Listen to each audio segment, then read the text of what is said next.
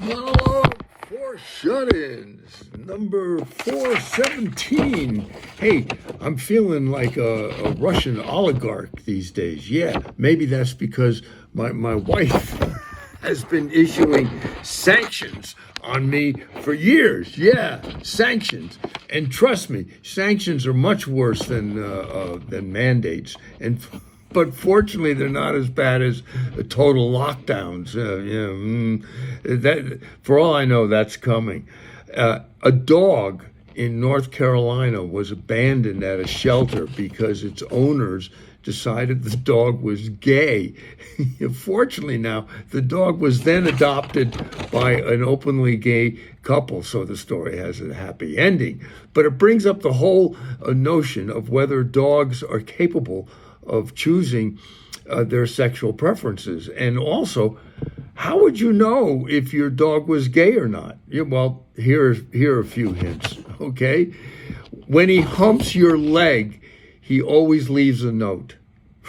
He loves show tunes and Broadway musicals, especially Cats. Yeah, and you have to put red dye in his water bowl so he'll think it's a cosmopolitan. And he considers his leash a sex toy. Or when he licks his balls, he gets an erection. And you know your dog is gay if he doesn't go bow wow. He goes bow fabulous.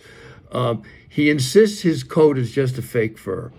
And he bites women, but he only licks men. And that's how you know your dog might be gay. Hey, Senator Ted Cruz harassed Judge Jackson at the Supreme Court hearings by asking her if she thought babies were racist. Yeah. Then he held up a children's book called Anti-Racist Baby as an example. Now, what was obvious is that the senator had not read the book. But why? Too hard? The words too big? Anyway, there's an art show at the Baltimore Museum that was curated completely by the museum guards. What a great concept that is. Yeah, you could tell the museum guards were responsible for the show because the entire exhibit was hung so you could view it sitting down. And in New York, Uber has joined with Yellow Cab. And so that means that when you call an Uber, a yellow cab might show up. Yeah, it's all the same, except the Uber driver's breath is better. New York has also lifted its vaccination mandate for professional athletes and performers. I guess that's why these days Novak Djokovic's favorite song is New York, New York. Yeah.